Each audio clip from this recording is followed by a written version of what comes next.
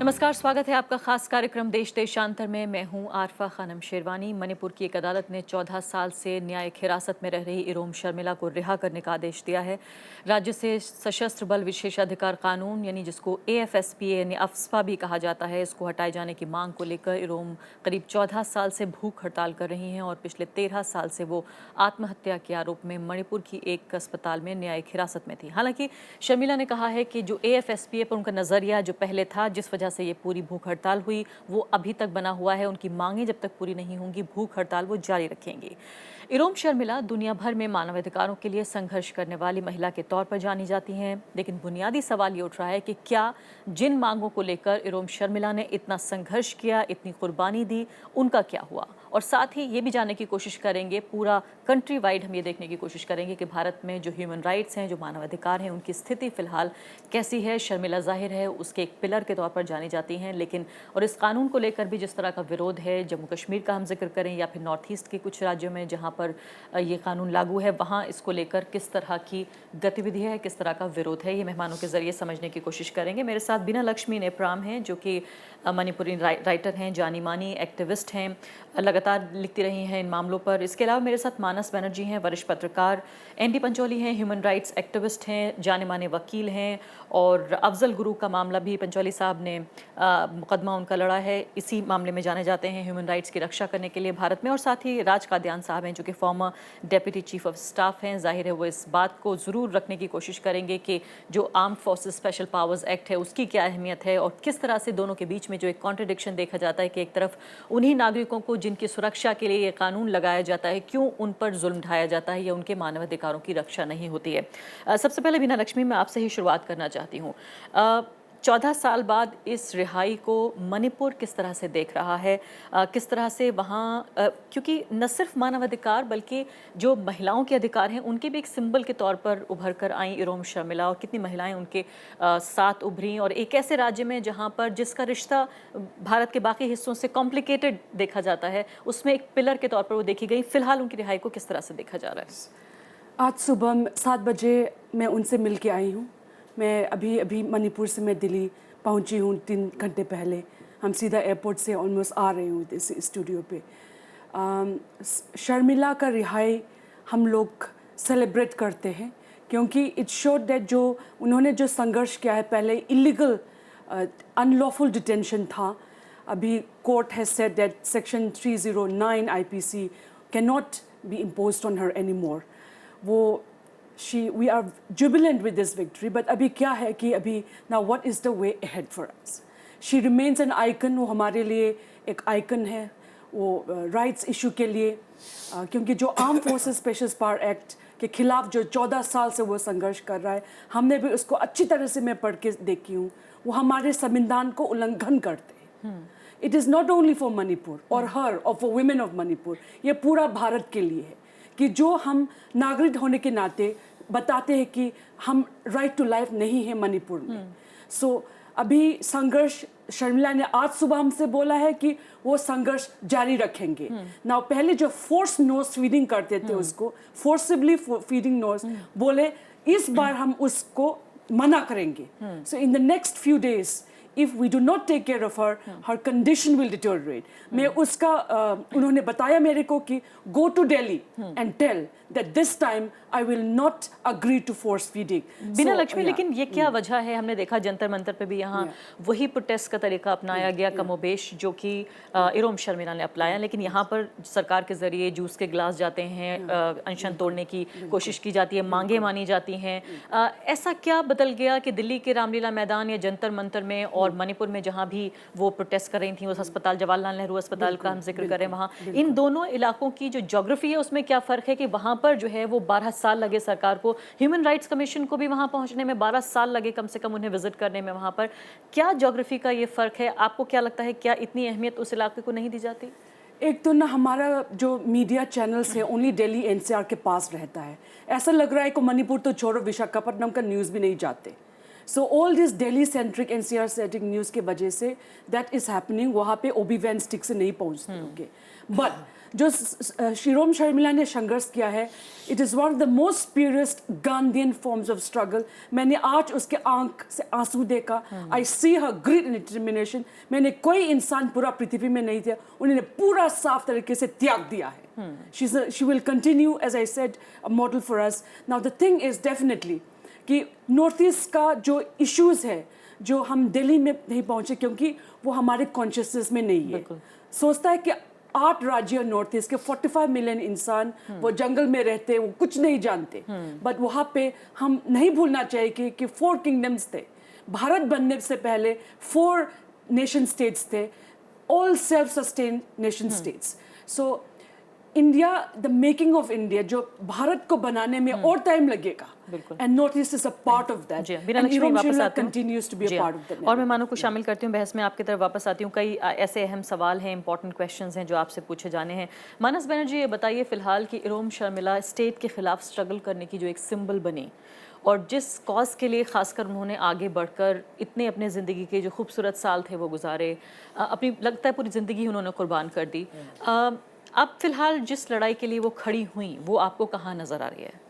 एक इसका बैकग्राउंड भी एक है जिसमें ये कहा जाता है जो कि 14 साल पहले जो उन्होंने क्यों लड़ाई मानवाधिकार के लिए लड़ाई क्यों शुरू किया, इसके लिए एक स्टोरी भी है। जो आर्म फोर्सेस स्पेशल पावर्स तक इसीलिए दिया गया कि 26 उग्रवादी ग्रुप है असम में, नॉर्थ ईस्ट में 26 मिलिटेंट ग्रुप्स आर देयर।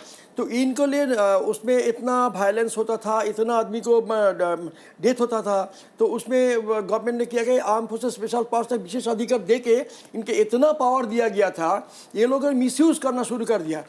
नागरिक को बचाने के नाम पर ये लोग इतना मिसयूज करना शुरू कर दिया कि जब भी कोई, मान लीजिए मैं महिला के बारे में ही बोल रहा हूँ, कोई सुंदरी कोई औरत को देखा है, महिला को देखा है, तो उसका क्या होता है, असम पुलिस का जैसे बहुत घटना हुआ था, वो क्या क्या बहाना करके झूठा केस लगा के, मामला लगा के, वो उसको जाके ज़बरदस्ती उठा के रेप करके उसके बाद मर्डर करके फेंक दिया। बोले कि नहीं, शी वॉज मैंने कल्पित, she was a militant terrorist, she was a terrorist, मार दिया गया। तो ये जो मिसयूज हो रहा था, इसका खिलाफ वन आफ्टर अनदर एक एक करके जो मर्डर हो रहा था, तब इन्होंने हथियार उठा लिया था मणिपुर का वो कोई संगठन।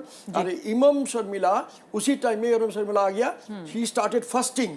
ये जो अनशन शुरू कर दिया, उन्होंने जबरदस्ती खाना खिलाने की कोशिश की, तब भी नहीं माना है।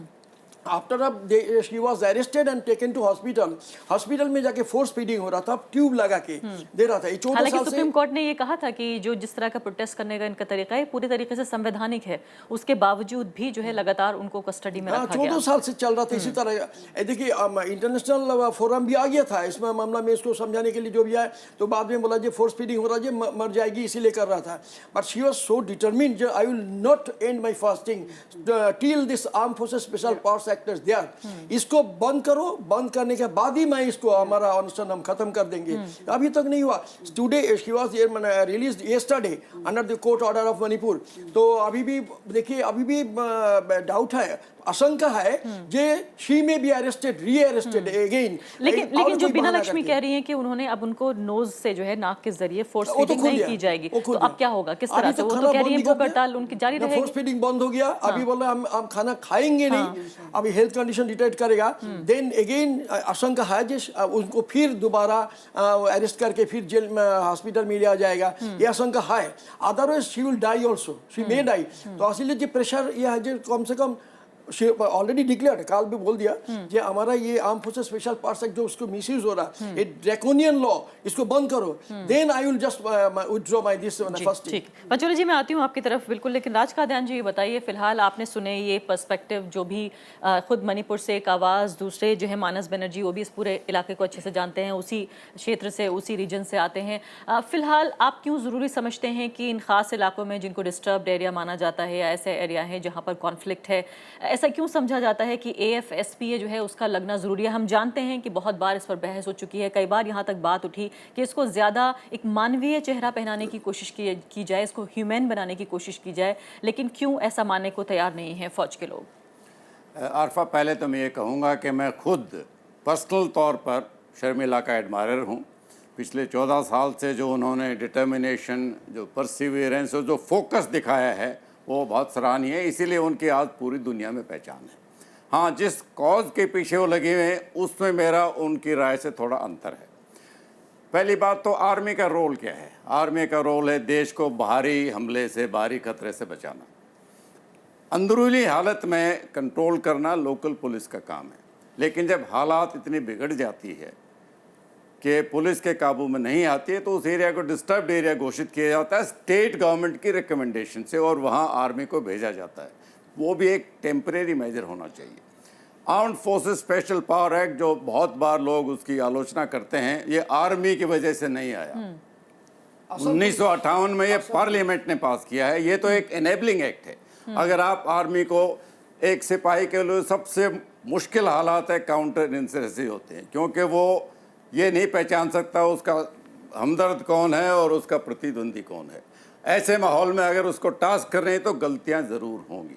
वो गलतियां होती हैं। मैं 3 बार नागालैंड में टेन्योर कर चुका हूँ, मणिपुर में भी कर चुका हूँ, मिजोरम में भी कर चुका हूँ। गलतियां हमसे भी हुई। तो यानी जनरल कादियान, एक मैं आपसे ये बात बीच में क्लियर करना चाहती हूँ। आप ये कह रहे हैं कि जब तक डिस्टर्ब्ड एरिया एक्ट नहीं लगेगा तब तक AFSPA इम्प्लीमेंट नहीं हो सकता, और डिस्टर्ब्ड एरिया एक्ट लगाना राज्य सरकार का काम है। तो यानी आप ये कह रहे हैं कि बुनियादी जिम्मेदारी जो है वो राज्य सरकार की है?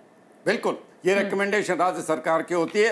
अगर हालात सही है तो आर्मी की वहाँ जरूरत है कि आर्मी को तो बॉर्डर पे होना चाहिए। आर्मी का काम नहीं है सिविल डिस्टर्बेंस में इन्वॉल्व होना। और मैं आपको बता दूं, भारतीय सेना बहुत एक अनुशासित सेना है, और उसका अनुशासन को कायम रखने की सबसे ज़्यादा दिलचस्पी सेना को है। अगर कोई कमांडिंग ऑफिसर सब जवानों को छूट दे दे कि आप जो बलात्कार करो, जिसको मारो, तो वो सेना टूट नहीं, जाएगी। इस बहुत सेना पहले के टूट खिलाफ जाएगी। डायरेक्ट नहीं आता है। ये असम पुलिस के बारे में एक्चुअली हुआ जो शिकायत है, एलिगेशन जो है, असम पुलिस के वो अपनी खिलाफ बात है। खत्म कर लें। Give me a ji, chance to speak. Ji. Give me a chance to speak. No commanding officer कभी भी वो खुलेआम ऐसी छूट नहीं देगा। गलतियां होती हैं। वो जो शर्मिला जी का केस है कि मालूम गांव में 2 नवंबर 2000 में 10 लोगों की हत्या की थी बस स्टैंड पर, उसमें लोगों को सजा मिलनी चाहिए थी। मैं पूरे हक में हूँ, और मिली भी होगी। नहीं मिली तो मिलनी उन चाहिए। लोगों को कभी सजा नहीं मिली। वो मिलनी चाहिए सजा। लेकिन मैं आपको बता दूं, ये तो सबका तजुर्बा है। जैसे J&K में जितने भी आरोप लगते हैं सेना पर, उसमें 90% झूठे निकलते हैं, क्योंकि वो आरोप जो मिलिटेंट्स हैं वो प्रेशर डालते हैं लोकल पर, वो आर्मी को बदनाम करना चाहते हैं। ये आपकी अपनी आर्मी है, ये कोई बाहर की आर्मी नहीं है। मैं वहाँ हालांकि कमांडिंग हो ऑफिसर सकता भी है रहा हूँ। आपके इस ओपिनियन से बहुत सारे लोग अग्री शायद ना करें, जिसमें आप कह रहे हैं कि ज़्यादातर मामलों में जो है वो बरी हो जाते हैं। लेकिन मैं आपसे ये जानना चाहती हूँ, आपने खुद बड़े अच्छे तरीके से बात की शुरुआत की है कि सेना का काम अपने नागरिकों की रक्षा करना है, ना कि उनके खिलाफ खड़े होना है। लेकिन क्यों इन खास राज्यों से जो बाकी भारत का और केंद्र सरकार का जो रिश्ता है वो क्यों इतना कॉम्प्लिकेटेड है? आपको नहीं लगता कि इसको और ज़्यादा कॉम्प्लेक्स बनाने में AFSPA का बड़ा रोल है? क्योंकि हम ये भी जानते हैं कि अब तक इस कानून के तहत किसी भी फौजी को किसी बलात्कार के लिए, हत्या के लिए, लूट के लिए कभी सजा नहीं हुई। नहीं, ऐसी बात नहीं। पहली बात तो मर्डर fact और है। रेप आर्मी कादियान वैसे साहब, ये भी ट्राई fact नहीं है। करती। मिसअंडरस्टैंडिंग हो रहा है, एक मिसअंडरस्टैंडिंग हो रहा है। मैं कह रहा हूँ ये उन्होंने जो कह रहा है ना, जम्मू कश्मीर और जो असम नॉर्थ ईस्ट, इसमें थोड़ा फर्क है। उसमें military directly involve Jammu Kashmir में, ठीक है। लेकिन असम में एक्चुअली जो arm forces special powers act के खिलाफ आवाज उठाया, नॉट द आर्मी। उसमें असम पुलिस इज इन्वॉल्व। ये पावर को लेके असम पुलिस टॉर्चर कर रहे हैं। Assam police is torturing the local people. ये जो मणिपुर में जो है असम पुलिस। चलिए उनसे पंचोली जी से अपनी बात पूछेंगे। अपनी बात जल्दी से आर्मी खत्म डायरेक्टली इन्वॉल्व नहीं करिए है जी, अपनी बात खत्म करें आप कादियान साहब। हाँ जी, अपनी बात खत्म करिए कि ऐसा क्यों है? क्यों इस कानून के जरिए और ज्यादा जो कॉम्प्लेक्स रिश्ता है, जो जटिल रिश्ता है, उसको और ज्यादा मुश्किल बनाने की क्यों बात है? क्यों वाकई एक ऐसी जिद क्यों है कि इसको ज्यादा मानवीय नहीं बनाया जा सकता? अगर हटाएं ना तब भी हम जानते हैं उमर अब्दुल्ला भी इस बात को लेकर कई बार बयान दे चुके हैं। कितनी नाराजगी है जम्मू कश्मीर में इसको लेकर, नॉर्थ ईस्ट के इलाकों में, तमाम राज्यों में इसको लेकर नाराजगी है। तो अगर उन्हीं नागरिकों की रक्षा के लिए आप ये कर रहे हैं तो क्यों उनकी नाराजगी मोल लेंगे? मैं कह रहा हूँ कि गलतियाँ होती हैं। एक गलती होती है, उसको आज मीडिया हमारा बड़ी फ्री मैग्नीफाई हो जाती है। ये गलतियां हमेशा रही हैं। अमेरिकन ने इराक में करी, अफगानिस्तान में, वियतनाम में करी, माइला इंसिडेंट सब जानते हैं। मैं कोई भी आर्मी अपने सोल्जर्स को कभी लिबर्टी नहीं देगी कि आप जो आपको करना है वो करें। अगर ऐसा होता तो आर्मी टूट गई होती। मैं शर्मिला जी की एडमिरेशन और भी ज़्यादा करता अगर उनका कॉज होता कि मणिपुर में शांति रहे। क्यों नहीं वे एडवाइस? लेकिन ये बहुत सिंपलिस्टिक तरीका है कादियान जी कि शांति रहे, लेकिन कैसे रहे शांति? कैसे आएगी शांति? अगर ये तो एनेबलिंग एक्ट, अगर आपने आर्मी वहां रखनी है और उनको सिविलियन एरिया में ऑपरेट कराना है तो आपको कोई कानून प्रोटेक्शन देनी पड़ेगी। आप एक सिपाही को देख ले, केरला का रहता है, उसको कोई दिलचस्पी नहीं लोकल पॉलिटिक्स में, अगर उसको आप ड्यूटी देते हो उसमें गलती करता है फिर आप उसको कोर्ट में ले जाओगे, क्यों करेगा वो अपना काम फिर? जी हाँ, लेकिन कादियान साहब enabling है। कहीं ना कहीं बड़ी मुश्किल की बात है कि एक स्टेट के तौर पर जिसे गवर्नमेंट कहा जाता है, गवर्नमेंट के तौर पर वहाँ पर एक सिंबल के तौर पर आर्मी के लोग देखे जाते हैं। इन तमाम डिस्टर्ब इलाकों में हमने देखा है और कहीं ना कहीं केंद्र सरकार को लेकर एक जो नाराज़गी है वो उससे और ज़्यादा प्रबल हो जाती है जब हथियारों के साथ नजर आते हैं फौजी। दरअसल उनका जो मकसद है वो उनकी रक्षा है। पंचोली साहब ये बताइए, मैं आती हूँ बीना लक्ष्मी आपकी तरफ, कि फिलहाल जो कह रहे हैं कादियान साहब कि दरअसल ये एक मजबूरी है उन इलाकों में रखना, उन इलाकों को ही सुरक्षित रखने की मजबूरी है जिस वजह से ये कानून वहाँ पर है।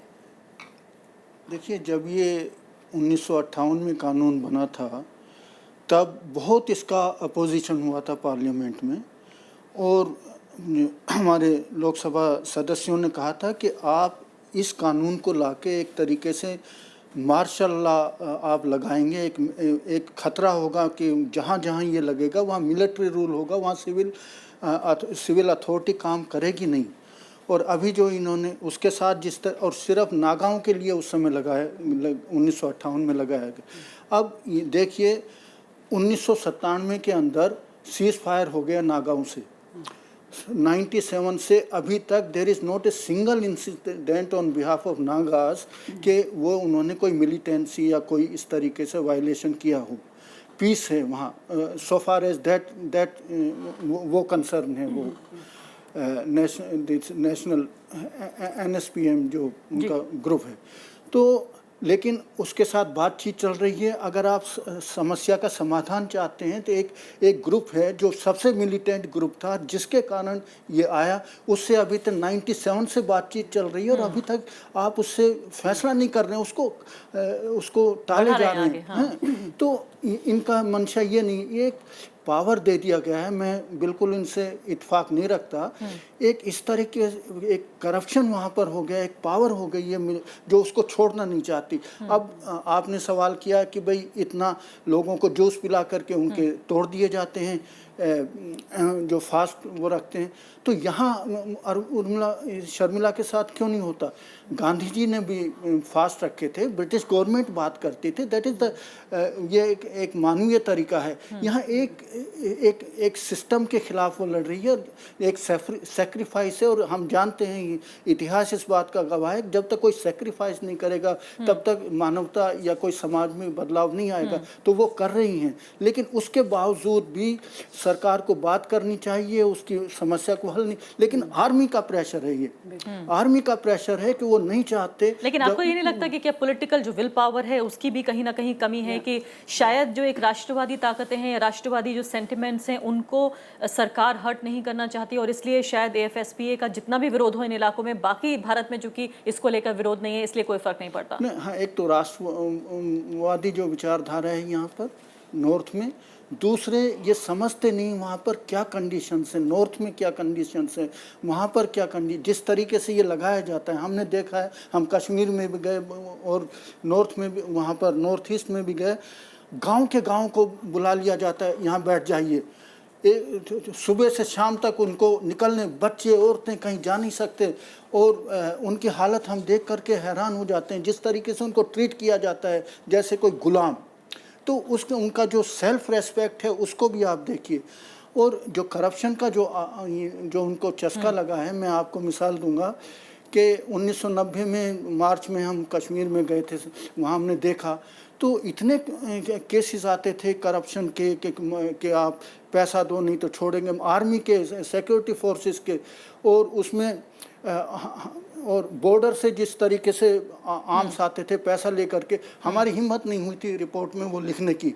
लेकिन 1 मई 1990 को ब्रिज भारद्वाज हिंदुस्तान टाइम्स में आप पढ़ करके देख, बहुत बड़ी रिपोर्ट है 1 मई 1990 के किस प्रकार से वहाँ पर पैसा लेकर के लोगों को छोड़। काफी महत्वपूर्ण आप बातें कह रहे हैं। राज्य कादियान साहब इसका जवाब दीजिए जल्दी से, फिर मैं बीना लक्ष्मी की तरफ और मानस बनर्जी की तरफ भी आऊंगी। जो आरोप लग रहे हैं कि किस तरह से सेना ने इसको एक हथियार के तौर पर इस्तेमाल किया, इस कानून को, जो ऑल पावरफुल एक पूरे तरीके से, जैसे कहा जाता है कि पूरी पावर जब आप देखें तो पूरी तरीके से करप्शन हो जाता है, या जिस तरह से कह रहे हैं कि जो मानवाधिकारों का सीधे तौर पर खुला खुला उल्लंघन देख कर आए हो मानवाधिकार कार्यकर्ता के तौर पर, क्या जवाब है आपके पास? मेरे से सवाल है ना जी, आपसे ध्यान से। देखिए, मैं इस समस्या को दोनों तरफ से देख सकता हूँ। मैंने वर्दी भी पहनी है और मैं सिविलियन भी हूँ, हमारे भी बच्चे हैं, भाई बहन माता पिता हम हैं।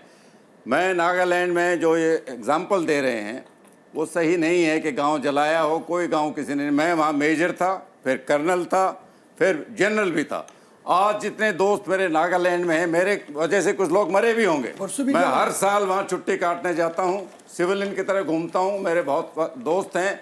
ये अगर वहाँ हालत अभी नॉर्मल आई है, वो मेरे टाइम पर आई थी CSR 97 में, तो अभी आर्मी है ही नहीं वहाँ। मैं तो कहता हूँ अगर हालत आप सुधारे मणिपुर में, आर्मी को निकाल। वो कह रहे हैं गाँव भी जलाया जा रहा है। 14 गाँव को जला दिया 7 दिन में, नागा असम का अंडर में। अभी तो आर्मी है ही नहीं वहाँ, नागालैंड में आर्मी है ही नहीं अभी। आसाम राइफल्स क्या है? नहीं, आसाम अगर राइफल्स मैं कहता हूँ मुझे खुशी होगी मणिपुर में हालात सामान्य आ जाए, आर्मी को निकाला वहाँ से, आर्मी बॉर्डर गार्ड करेगी। चलिए बीना लक्ष्मी, ये बताइए फिलहाल सबसे महत्वपूर्ण बात जिसके साथ हमने ये प्रोग्राम शुरू किया था कि ये लड़ाई अब यहाँ से कहाँ जा रही है? That's a very good question. अभी हम सॉल्यूशंस चाह रहे हैं। जी।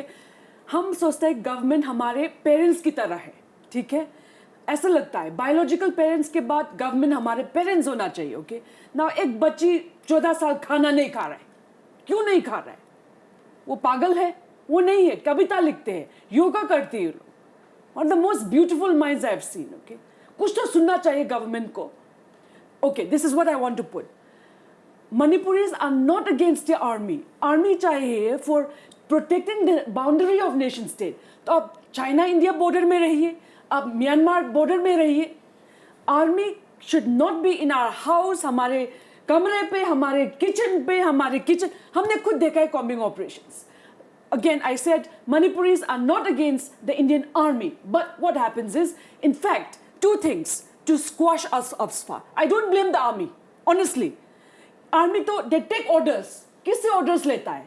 Two things. First, the state government passes a Disturbed Area Act and the army is called. When the army is called, then because the Northeast is still under the external Ministry of So External are you Affairs, saying that even the state government is at fault for that matter? even the state government You're is not to fault, blame and the then central two government? things. the Assam The Rifles- parliament, the AFSA has to go when you remove the Disturbed Area Act in the state, and then it has to go in the parliament of our country in New Delhi. In two places that has to go. Now the thing is, so these are the two places. In fact, this is discussion I had with Irom Sharmila also. You round out all the 60 MLOs of Manipur today, tomorrow, and let them say Manipur is no longer a disturbed area. Okay. The second thing is, as Mr. Panjol said, that AFSA was passed 1958. It was only supposed to be only for 3 to 6 months, but it's almost 60 years. ये हमारे democracy के ऊपर एक दाग है, एक दाग है। काफी महत्वपूर्ण बात कह रही है, काफी मजबूत शब्दों में कर रही है। मानस बैनर्जी, ये बताइए, फिलहाल बहुत जज्बाती बात कर रही हैं फिलहाल बीना लक्ष्मी, और जाहिर है उन्होंने खुद अपनी आंखों से देखा है, वहाँ की नागरिक हैं ये। फिलहाल आपको हम इन एरियाज का तो जिक्र कर रहे हैं, लेकिन आपको लगता है कि ये कानून वहाँ बना रहेगा और मानवाधिकारों की रक्षा रहेगी और सरकार के ऊपर जो फेथ है नागरिकों का वो बना रहेगा? क्या ये सब चीजें एक साथ रह सकती हैं आपस में? देखिए, दो चीज़ है। एक तो सही बता रहा कि वहाँ पे एक्चुअली आर्मी म्यांमार बॉर्डर है, उसमें चाइना, उधर चाइनीज़ बॉर्डर है, तो चाइना, म्यांमार और इधर बांग्लादेश भी है। ये बॉर्डर घेरा है असम का पूरा एरिया लेके, असम का नॉर्थ ईस्ट का 99% बॉर्डर 99% बॉर्डर है, तीनों स्टेट का, कंट्री का, 4 कंट्री का। अब भूटान भी है उसमें। तो ये इसके लिए तो बॉर्डर एरिया पहरा और सुरक्षा करने के लिए आर्मी को भेजा गया। लेकिन इसमें जो मणिपुर का अंदर में जो किया, ये अत्याचार किया, ये असम राइफल्स का कांड है। जो भी पंचोली जी, आपसे इस बात से सहमत नहीं है, इस पर जवाब दे दीजिए इसका। नहीं, असम राइफल्स ये पुलिस नहीं है, आसाम राइफल्स। राइफल्स ही बोल रहे हैं, Assam rifles. Assam rifles is not police, this is ना, आर्मी। ये ना पुलिस नहीं, असम राइफल्स। ये आसाम लेकिन आप राइफल्स पुलिस इज आर्मी। बात में कह रहे हैं, असम शायद राइफल्स confusion का है नहीं कुछ। बोल रहा हूँ, असम राइफल्स। असम राइफल्स जो है ये कर रहा है, डायरेक्ट आर्मी नहीं है, वो CRPF भी नहीं है, कुछ नहीं है, लेकिन Assam rifles is also connected. चलिए, मेरे पास समय बहुत कम है, पंचोली जी। मैं जो बोल रहा था, अभी क्या हुआ उसमें जो कुछ हुआ, अभी जो इराम का देखिए बात क्या है, अभी एक ऐसे भी चल रहा था, गवर्नमेंट घबरा, ये बात सही है, गवर्नमेंट घबरा रहा है जो व्हाट शी विल डू, इनका जो ये जो अपराइजिंग हुआ, पब्लिक ओपिनियन क्रिएटेड हुआ, if she is made free she can go elsewhere, उसमें और भी जनजागरण शुरू होगा, दूसरों स्टेट से भी आएगा। ये इसीलिए गवर्नमेंट घबराता है। Assam government is very much afraid, Manipur government is also very much afraid of her. तो उसमें क्या हुआ, इसको अभी बोलता है तुम अभी जो रिहा करके बोल रहा है ठीक है आप रहो, एक temporary room has been created for her. Manas साहब मेरे पास बिल्कुल समय समाप्त हो Where- चुका है। पंचोली जी where- there is आखिरी no बात ये temporary- बताइए नहीं, रूम कि- मींस जी हाँ, mosquito net, well she refused to बिल्कुल accept समय that. समाप्त हो चुका है। आखिरी बात ये बताइए फिलहाल किस तरह के मोबिलाइजेशन की जरूरत है? जाहिर है सीमावर्ती इलाके हैं, इनकी जिस तरह से इन्होंने कहा बीना लक्ष्मी ने कि जो अब चूंकि वहाँ मीडिया इतना प्रोमिनेंट नहीं है, आवाज़ जो है यहाँ तक दिल्ली तक पहुँचने में बहुत समय लग जाता है वहाँ से यहाँ तक, तो क्या होना चाहिए, किस तरह का मोबिलाइजेशन होना चाहिए जिससे कम से कम कोई ना कोई हल तो निकले? AFSPA को ज़्यादा मानवीय बनाया जाए, हटाया जाए, या कुछ और तरीका निकाला जाए? देखिए, एक तो AFSPA को बिल्कुल हटा देना चाहिए। जब तक ये रहेगा तब तक कोई शांति नहीं होगी, और एक वेस्टेड इंटरेस्ट ये हो गया है। जब सेक्शन इसमें डिस्टर्ब्ड एरियाज़ की जो डेफिनेशन है इसमें सेक्शन 2 में, उसमें यह है कि फॉर द टाइम बीइंग, और अंग्रेज भी लगाते थे या 3 महीने 6 महीने भाई वो हम समस्या हल कर लेंगे, लेकिन इसका कोई टाइम लिमिट नहीं है। 60 साल हो गया, 70 साल हो गया। उसके बाद फिर दूसरा इन्होंने राज्य सरकार नहीं, सेंटर, यानी फेडरलिज्म के जो प्रिंसिपल है उसके खिलाफ है। सेंटर इसको लगाता है, सेंटर विद गवर्नर, राज्य सरकार का इसमें विदाउट कंसेंट। आप डिस्टर्ब एरिया कह रहे हैं कि गवर्नर लगाता है वो? नहीं, centre has the power, centre has the power. राज्य सरकार जो एक इलेक्टेड गवर्नमेंट है उससे बगैर पूछे हुए, उसके बगैर राय हुए वो लगा सकते हैं। That is against principle. BJP is in favour of lifting this. नहीं, आप ये कह रहे हैं कि अगर AFSPA हट जाता है तो शायद हालात बहुत बेहतर हो सकते हैं। बातचीत की जाए। बातचीत होनी चाहिए। जो भी ग्रुप्स हैं उनसे बातचीत की जाए। जब लाल दंगा से आप बात कर सकते हैं, मिजोरम बात की, उसको पीस हो गया, तो आप और नागा ग्रुप से भी आप बात कर रहे हैं, वहाँ शांति है उनकी तरफ से, तो सबसे आप बात करिए। अगर वो लड़ रहे हैं, आप ये कारण जाइए भाई क्यों लड़ रहे हैं। वो लड़ रहे हैं टेररिस्ट है, भाई टेररिस्ट क्यों बना। जी हाँ, पंचोली जी बहुत बहुत शुक्रिया, आपका समय बिल्कुल समाप्त हो चुका है। मानस बैनर्जी, बीना लक्ष्मी नेप्राम और साथ ही राज कादियान भी मौजूद थे। हालांकि इनकी आवाज़ जो है वो माइनॉरिटी में सिमट के रह गई बिल्कुल, लेकिन फिर भी ये भी बहुत महत्वपूर्ण था कि उनका जो पॉइंट ऑफ व्यू है वो भी इस डिस्कशन में ज़रूर आए। तो साफ तौर पर 21वीं सदी में जब हम दाखिल हो रहे हैं और एक परिपक्व मैच्योर डेमोक्रेसी के तौर पर दुनिया हमें देख रही है, तो शायद इसकी सबसे पहली शर्त ये होगी कि हम जो अपने मानवाधिकार हैं, जो ह्यूमन राइट्स हैं, उसकी रक्षा करें, वरना फिर लोकतंत्र के मायने ही खत्म होने लगेंगे। इसी के साथ इतना ही, नमस्कार।